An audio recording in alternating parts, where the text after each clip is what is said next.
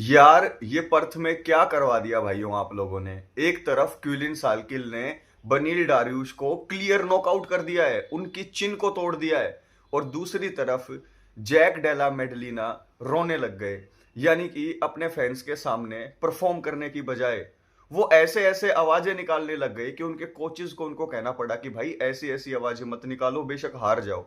तो Jack Della मेडलिना को Carlos प्राटेस ने उनके घर में जाके उनकी ऑडियंस के सामने बिल्कुल डिस्ट्रॉय कर दिया है।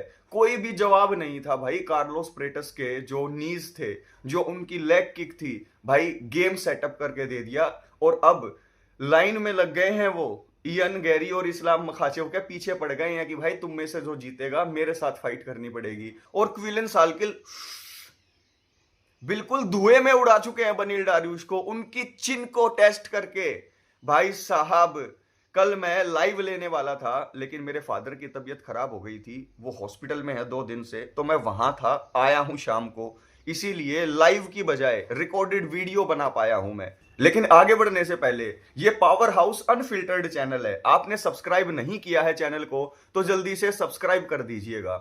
पहली फाइट जिसको लेकर मेरे दिल के अंदर यह था कि बनील डारिउश को जीतना चाहिए इस फाइट में। रीजन क्या था उसके पीछे? रीजनिंग मेरी ये थी कि बनील डारिउश के जो स्किल्स हैं वो मैं मानता हूं कि क्विलन सालकिल के लिए एनफ थे, लेकिन उनकी चिन बिल्कुल ग्लास की है। मैं ऐसा समझ रहा था कि बनील डारिउश ना इस फाइट के अंदर अपनी चिन को होल्ड अप करके रखेंगे और रेसलिंग का यूज करके ग्राउंड एंड पाउंड वगैरह से कर देंगे क्विलन सालकिल का गेम तमाम। लेकिन हुआ क्या? क्विलन सालकिल ने साफ दिखा दिया कि भाई मेरा टाइम आ चुका है। ये फाइट दोस्तों एक टेस्टिंग बैटल ग्राउंड था उनके सामने, क्योंकि अब तक उनके जितने भी अपोनेंट थे वो बनील डारिउश के लेवल के नहीं थे। बनील Dariush can wrestle, Beneil Dariush can strike, but the problem with Beneil Dariush is he doesn't have any chin यार। बनील डारिउश को इस फाइट के बाद रिटायरमेंट ले लेना चाहिए। अब टॉप 15 के अंदर से भी वो चले गए हैं, उनकी जगह ले ली है क्विलन सालकिल ने।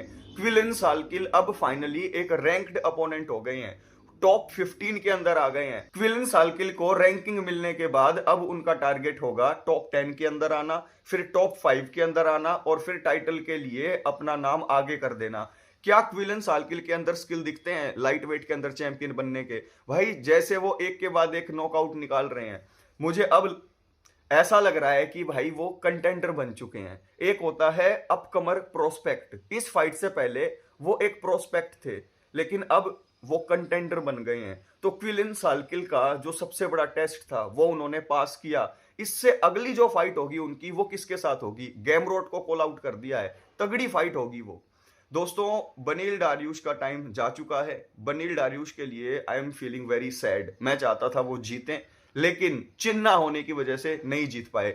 लेकिन मेन इवेंट में क्या करवा दिया है यार, मेन इवेंट में क्या करवा दिया। कार्लोस प्रेटस आए, जेडीएम को उन्होंने सबसे पहले तो मेंटली तोड़ा। जो ये रिजल्ट आया है ना, उसके बाद एक चीज पता लगती है कि मेंटली कार्लोस प्रेटस ने प्रेशर बना दिया था जेडीएम के ऊपर।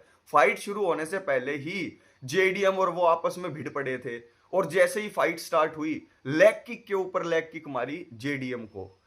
जेडीएम का जो पैर था वो कॉम्प्रोमाइज हो चुका था। पहले राउंड के अंदर कार्लोस प्रेटस को टेक डाउन करने की कोशिश की और टेक डाउन कर भी लिया। फिर उन्होंने सोचा कि यार मैं तो टेक डाउन करके ही जीत जाऊंगा। भाई JDM, you are a striker, आप एक स्ट्राइकर हैं, आपको स्ट्राइकिंग करनी चाहिए थी। पहले राउंड के अंदर आपको सफलता मिल रही थी, लेकिन सेकंड राउंड के अंदर कार्लोस प्रेटस ने ना आपको खोल के रख दिया। कार्लोस प्रेटस की जो नीज थी वो भी लैंड हो रही थी बॉडी के ऊपर। जेडीएम ने जैसे तैसे करके पहला राउंड तो निकाल लिया, लेकिन दूसरा राउंड जैसे ही शुरू हुआ, हैवी लेग किक्स जो है लैंड करना शुरू कर दिया कार्लोस प्रेटस ने। और लेग किक के ऊपर लेग किक मारकर जेडीएम को पहले तो लंगड़ा किया, फिर उसके बाद एक स्ट्राइक मारकर उनके जबड़े को भी टेस्ट किया। और फाइनली भाई जैक डेला मेडलिना का जो लेग है वो जवाब दे गया, उसकी जो मोटिवेशन थी वो जवाब दे गई, उसकी जो ग्रिट थी वो जवाब दे गई यार। वहां पर अपने फैंस के सामने ऐसे कर रहा था वो यार। आप ये आवाज आपने कभी सुनी थी? जेडीएम ऐसे कर रहा था भाई। उसके कोच कह रहे थे कि भाई ये आवाज मत निकाल, तू बेशक हार जा, लेकिन ऐसे आवाजें तो मत निकाल यार। जैक डेला मेडलिना प्रेशर में टूट जाते हैं। जैक डेला मेडलिना के ऊपर जब आप फॉरवर्ड प्रेशर डालते हो, जब आप उनको स्टिंग करते हो और जब आप उनको उनके गेम प्लान ए से भटका देते हो। उनके पास at a time game plan B implement करने का स्किल मौजूद नहीं है। अब आगे क्या होगा? जेडीएम का तो पत्ता कट चुका है, उनकी बात अब मत करो। बात होगी कार्लोस प्रेटस की। कार्लोस प्रेटस को इस्लाम मखाचेव के खिलाफ मौका दिया जाएगा, ठीक है। इस्लाम मखाचेव उनको टेक डाउन कर पाएंगे नहीं कर पाएंगे ये एक दूसरी स्टोरी होगी, लेकिन डिजर्विंग कैंडिडेट तो वही लग रहे हैं। इयन गैरी और इस्लाम मखाचेव का जो विनर होगा यूएफसी 330 में, उसके साथ शायद फेस ऑफ भी करवा दिया जाए।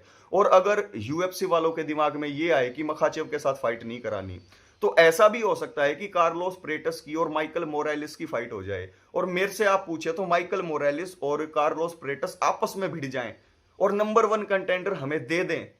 उससे बढ़िया क्या हो सकता है? कुछ नहीं हो सकता। तो मैं ऐसा मानता हूं मखाचेव और गैरी की फाइट हो जाए और फिर मोरालिस और प्रेटस की फाइट हो जाए, तब जबरदस्त मजा आ जाएगा हमें। लेकिन ये 2 प्रिडिक्शन दोस्तों मैंने की थी। मैं चाहता था कि बनील डारियुश भी जीते और जेडीएम भी जीते, लेकिन ऐसा हो नहीं पाया। फाइट गेम है, ये कुछ भी हो सकता है। लेकिन अब क्या शॉन स्ट्रिकलैंड हमजत चिमाएव को हरा देंगे?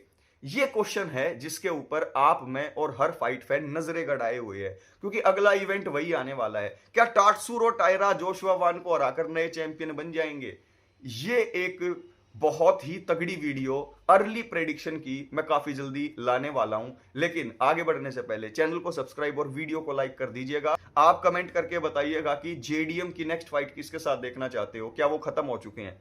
प्राटेस की नेक्स्ट फाइट किसके साथ होनी चाहिए? क्या डायरेक्ट टाइटल शॉट या माइकल मोरालिस? और इनका परफॉर्मेंस कैसा लगा? और जेडीएम ने आपको डिसअपॉइंट किया या नहीं? अपने फैंस को अपने घर के अंदर तो डिसअपॉइंट किया ही, लेकिन जो टीवी के ऊपर मोबाइल के ऊपर देख रहे थे उनकी फाइट, उनको भी डिसअपॉइंट किया है।